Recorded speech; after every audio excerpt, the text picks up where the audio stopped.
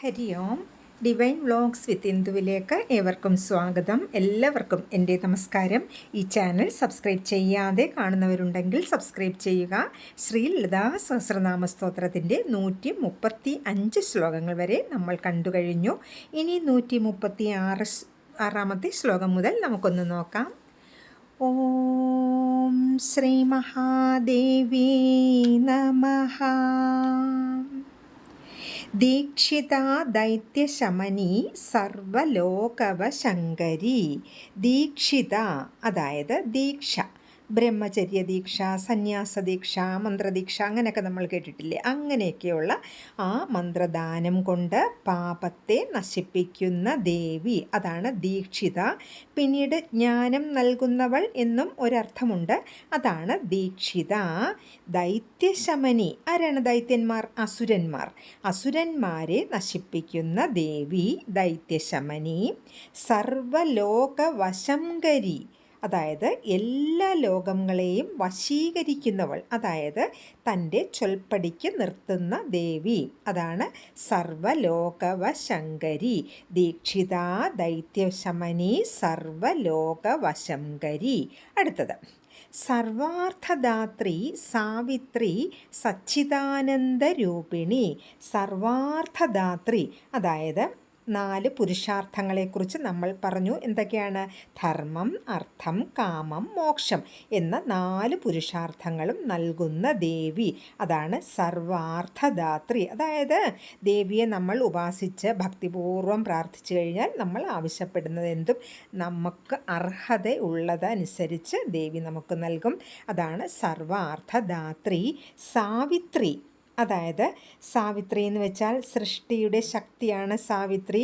സവിതാവിന് അതായത് സൂര്യന് പ്രകാശം കൊടുക്കുന്നത് കൊണ്ടും അത്യന്തം പവിത്രയായതുകൊണ്ടും ദേവിയെ സാവിത്രി എന്ന് വിളിക്കുന്നു. അതാണ് സാവിത്രി. സച്ചിദാനന്ദരൂപിണി, സച്ചിദാനന്ദ സ്വരൂപിണിയായ ദേവി. എന്താണ് സച്ചിദാനന്ദം എന്ന് പറയുന്നത്? സത്ത്, ചിത്ത്, ആനന്ദം. സത്ത് എന്ന് വെച്ചാൽ അതിൻ്റെ ഉണ്മ, അതിൻ്റെ നിലനിൽപ്പ്. ചിത്ത് എന്ന് വെച്ചാൽ ബോധം, ആനന്ദം.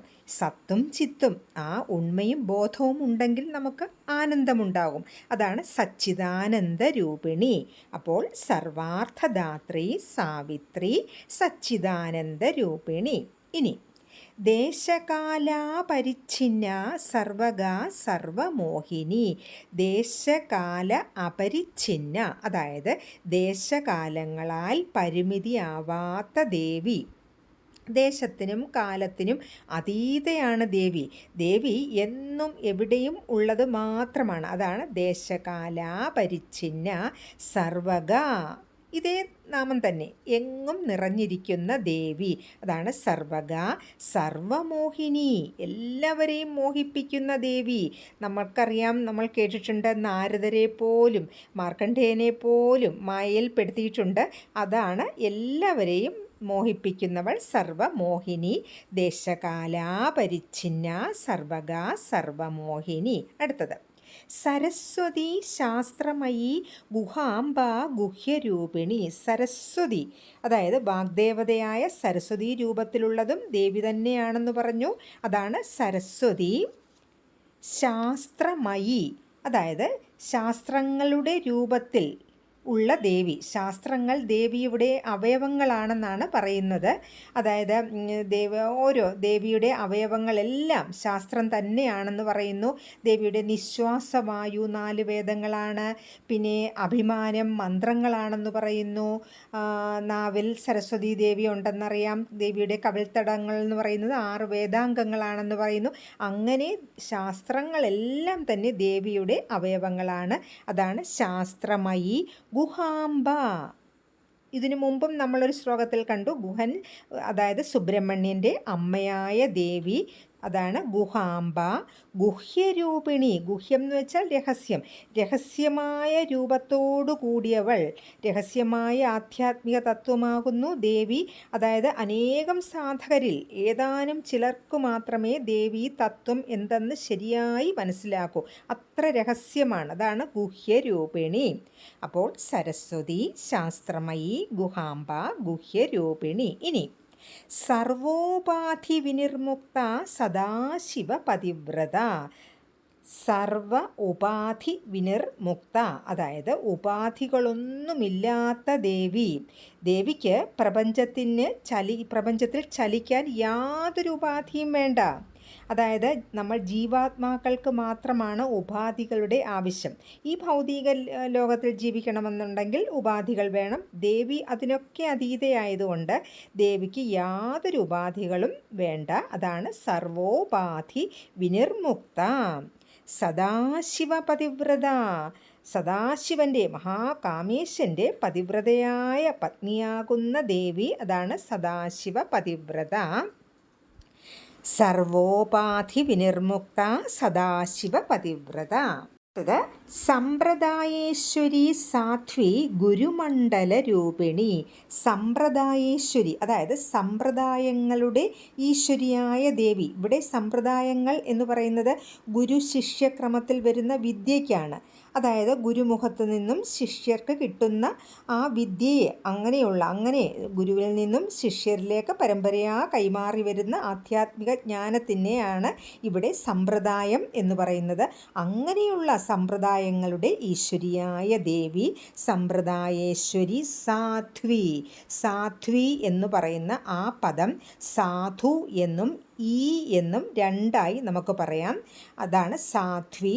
സാധു, സാധു എന്ന് വെച്ചാൽ സമചിത്തത ഉള്ള ഒരാളെ സാധാരണ സാധു എന്ന് പറയുന്നു. പിന്നെ സാധാരണ സന്യാസിമാരെ നമ്മൾ സാധു എന്ന് വിളിക്കാറുണ്ടല്ലോ, അതുതന്നെയാണ്. അതിനെയാണ്, അതായത് ഉചിതമായി പ്രവർത്തിച്ചു എന്ന് പറയത്തക്ക അങ്ങനെയുള്ള ഒരാളെയാണ് സാധു എന്ന് പറയുന്നത്. അതുതന്നെയാണ് യോഗാവസ്ഥ. നമ്മൾ ദേവിയെ യോഗിനി എന്ന് കണ്ടില്ലേ, അങ്ങനെ ആ സമചിത്തത ഉള്ളവൾ സാധു, അതും ദേവി തന്നെയാണ്. അടുത്തത് സാധ്വി എന്ന് പറയുമ്പോൾ സാധു. അടുത്തത് ഈ കാര്യം. നമുക്കറിയാം ആ കാര്യം എന്ന് പറയുന്നത് വിഷ്ണുവാണ്. അപ്പോൾ ഈ കാര്യം എന്ന് പറയുന്നത് വിഷ്ണുവിൻ്റെ സഹോദരിയായ ഈ ദേവി തന്നെയാണ്. അതാണ് സാധ്വി. ഗുരുമണ്ഡല രൂപിണി, ഗുരുപരമ്പരാ സ്വരൂപിണിയായ ദേവി. പ്രപഞ്ചത്തിൽ ആരൊക്കെ ഗുരുവായിട്ടുണ്ടോ അതെല്ലാം ദേവി തന്നെയാണ്. നമ്മൾ പറയാറില്ലേ സദാശിവ സമാരംഭാം ശങ്കരാചാര്യ മധ്യമാം. അങ്ങനെയുള്ള ഗുരുപരമ്പരകളെല്ലാം തന്നെ ദേവി സ്വരൂപമാണ് എന്നാണ് പറയുന്നത്.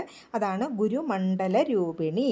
സമ്പ്രദായേശ്വരി സാധ്വി ഗുരുമണ്ഡല രൂപിണി. അടുത്തത് കുളോത്തീർണ ഭഗാരാധ്യ മായ മധുമതി മഹി. കുളോത്തീർണ, കുലോത്തീർണ എന്നും പറയാം, കുളോത്തീർണ എന്നും പറയാം. കുലം എന്ന് വെച്ചാൽ ഇന്ദ്രിയങ്ങൾ എന്നർത്ഥം. ആ ഇന്ദ്രിയങ്ങൾക്കും ഉത്തീർണയായത്, അതായത് ഇന്ദ്രിയങ്ങൾക്കും അതീതയായ ദേവി. നമ്മൾ ഇതിനു മുമ്പും പല ശ്ലോകത്തിലും പദങ്ങളിലും കണ്ടു കഴിഞ്ഞു. പഞ്ചേന്ദ്രിയങ്ങളാൽ നമുക്ക് ദേവിയെ അറിയാൻ സാധിക്കില്ല. പിന്നെ എങ്ങനെയാണ്? ഇന്ദ്രിയങ്ങളും മനസ്സും അടങ്ങിയാൽ നമുക്ക് ധ്യാനം കൊണ്ട് അതുകൊണ്ട് മാത്രമേ നമുക്ക് ദേവിയെ അറിയാൻ സാധിക്കൂ. അതാണ് കുലോത്തീർണ. ഭഗാരാധ്യ, അതായത് ഭഗം എന്ന് പറഞ്ഞാൽ 6 ഗുണങ്ങളാണ് ഭഗം. എന്തൊക്കെയാണ് 6 ഗുണങ്ങൾ? ഇതിനു മുമ്പ് നമ്മൾ പറഞ്ഞിട്ടുണ്ട്. ഐശ്വര്യം, വീര്യം, യശസ്, ശ്രീ, ജ്ഞാനം, വൈരാഗ്യം. ഇതൊക്കെയാണ് ഭഗം എന്ന് പറയുന്നത്. ഇങ്ങനെയുള്ള ഗുണങ്ങളാൽ ആരാധിക്കേണ്ടവളായ ദേവി ഭഗാരാധ്യ.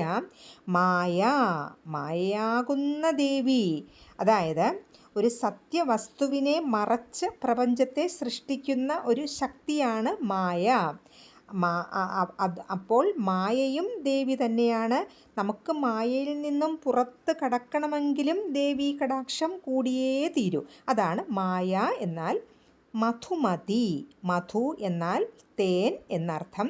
അതായത് മധുമതി എന്നാൽ മധുരമായ തേൻ പോലെ മധുര സ്വഭാവത്തോടു കൂടിയവൾ, ആരിലും പ്രിയമുള്ളവൾ എന്നർത്ഥം. അതാണ് മധുമതി. മഹി, മഹി എന്ന് വെച്ചാൽ ഭൂമിദേവി, ഭൂമിദേവി സ്വരൂപത്തിലുള്ള ദേവി. അതാണ് മഹി. അപ്പോൾ കുലോത്തീർണ, ഭഗാരാധ്യ, മായ, മധുമതി, മഹി. അടുത്തത് ഗണാംബ ഗുഹ്യകാരാധ്യ കോമളാംഗി ഗുരുപ്രിയ. ഗണാംബ, ഗണത്തിൻ്റെ അമ്മ. ഇവിടെ പറയുന്നത് പ്രമഥൻ തുടങ്ങി ശിവൻ്റെ ഭൂതഗണങ്ങളുടെ അമ്മയായ ദേവി, പിന്നെ ശ്രീ ഗണേശൻ്റെ അമ്മ എന്നും അർത്ഥമുണ്ട്. അതാണ് ഗണാംബ. ഗുഹ്യകാരാധ്യ, ഗുഹ്യകന്മാരാൽ ആരാധിക്കപ്പെടുന്ന ദേവി. ദേവന്മാരുടെ ഒരു വിഭാഗമാണ് ഗുഹ്യകന്മാർ. യക്ഷഗന്ധർവ കിന്നരന്മാർ അവരുടെ ഒരു വിഭാഗമാണ് ഗുഹ്യകന്മാർ. അവരാൽ ആരാധിക്കപ്പെടുന്ന ദേവി ഗുഹ്യകാരാധ്യ. കോമളാംഗി, കോമളമായ മനോഹരമായ അംഗങ്ങളുള്ള ദേവി കോമളാംഗി. ഗുരുപ്രിയ, അതായത് ജഗത് ഗുരുവായ ആദിഗുരുവായ ശ്രീ പരമേശ്വരൻ്റെ പ്രിയതമയായ ദേവി, അതാണ് ഗുരുപ്രിയ. അപ്പോൾ ഗണാംബ, ഗുഹ്യകാരാധ്യ, കോമളാംഗി, ഗുരുപ്രിയ. ഇനി സ്വതന്ത്ര സർവതന്ത്രേശി ദക്ഷിണാമൂർത്തി രൂപിണി. സ്വതന്ത്രയായ ദേവി, ആരാലും ബന്ധിക്കപ്പെടാത്ത, ഒന്നും ആശ്രയിക്കാതെ സൃഷ്ടി നടത്തുന്നതിന് ആരുടെയും ആവശ്യം ദേവിക്കില്ല. ഒന്നിനാലും ബന്ധിക്കപ്പെടാതെ സ്വതന്ത്രയായ ദേവി, അതാണ് സ്വതന്ത്ര. സർവതന്ത്രേശി, സർവതന്ത്രങ്ങൾക്കും ഈശ്വരിയായ ദേവി. തന്ത്രവിദ്യ ആവിഷ്കരിച്ചിരിക്കുന്നത് ദേവിയാണെന്നാണ് പറയുന്നത്. അതാണ് സർവതന്ത്രേശി. ദക്ഷിണാമൂർത്തി രൂപിണി, ദക്ഷിണാമൂർത്തി സ്വരൂപിയായിട്ടിരിക്കുന്നതും ദേവി തന്നെയാണ്. നമുക്കറിയാം, അദ്വൈത സത്യം മൗനമായിരുന്നു ഉപദേശിക്കുന്ന ശിവരൂപനായ പരമഗുരുവാണ് ദക്ഷിണാമൂർത്തി. തെക്കോട്ട് മുഖം തിരിച്ചിരിക്കുന്ന ഗുരുക്കന്മാരിൽ ഏറ്റവും ശ്രേഷ്ഠനാണ് ദക്ഷിണാമൂർത്തി. ആ ദക്ഷിണാമൂർത്തിയായിട്ടിരിക്കുന്നതും ദേവി തന്നെയാണ്. അപ്പോൾ സ്വതന്ത്ര സർവതന്ത്രേശി ദക്ഷിണാമൂർത്തി രൂപിണി. അടുത്തത് സനകാദി സമാരാധ്യ ശിവജ്ഞാനപ്രദായിനി. സനകാദി സമാരാധ്യ, സനകൻ തുടങ്ങിയ മഹർഷിമാരാൽ ആരാധിക്കപ്പെടുന്ന, അതാണ് സനകാദി സമാരാധ്യ, ആരാധിക്കപ്പെടുന്ന ദേവി. അതും ദേവി പരാശക്തിയായ ജഗദംബികയാണ്. ശിവജ്ഞാനപ്രദായിനി, ശിവജ്ഞാനം അതായത് ആത്മതത്വം നൽകുന്ന ദേവി, സത്യവസ്തുവിനെക്കുറിച്ചുള്ള ജ്ഞാനം നൽകുന്നവൾ എന്നർത്ഥം. അതാണ് ശിവജ്ഞാനപ്രദായിനി. അപ്പോൾ സനകാദി സമാരാധ്യ ശിവജ്ഞാനപ്രദായിനി. എവർക്കും കുറച്ചെങ്കിലും മനസ്സിലായി കാണുമെന്ന് വിശ്വസിക്കുന്നു. ബാക്കി നമുക്ക് അടുത്ത വീഡിയോയിൽ അപ്ലോഡ് ചെയ്യാം. എല്ലാവർക്കും എൻ്റെ നമസ്കാരം. ഹരി ഓം.